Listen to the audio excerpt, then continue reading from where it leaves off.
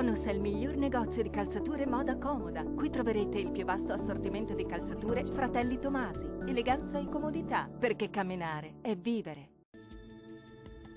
Ben ritrovati a un nuovo aggiornamento. Peggiora il tempo sulle nostre regioni, sarà una domenica all'insegna dell'instabilità.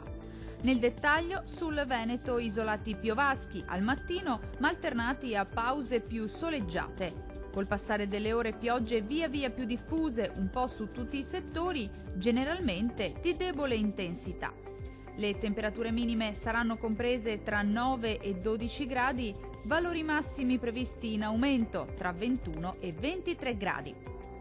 Spostiamoci ora a vedere la situazione del Friuli Venezia Giulia, dove sarà in genere buono al mattino, ma dal pomeriggio peggiorerà sensibilmente, con rovesci e temporali sempre più diffusi, localmente anche di moderata intensità.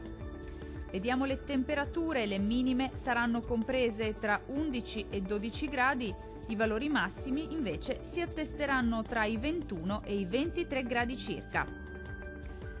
Anche sul Trentino Alto Adige sarà in genere asciutto al mattino con ampi spazi soleggiati, ma col passare delle ore peggiorerà ovunque con precipitazioni localmente anche a carattere temporalesco.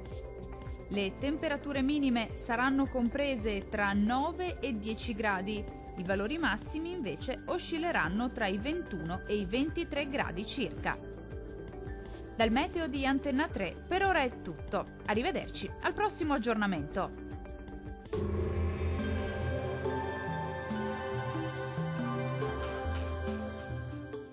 Tonus è il miglior negozio di calzature moda comoda. Qui troverete il più vasto assortimento di calzature Fratelli Tomasi. Eleganza e comodità, perché camminare è vivere.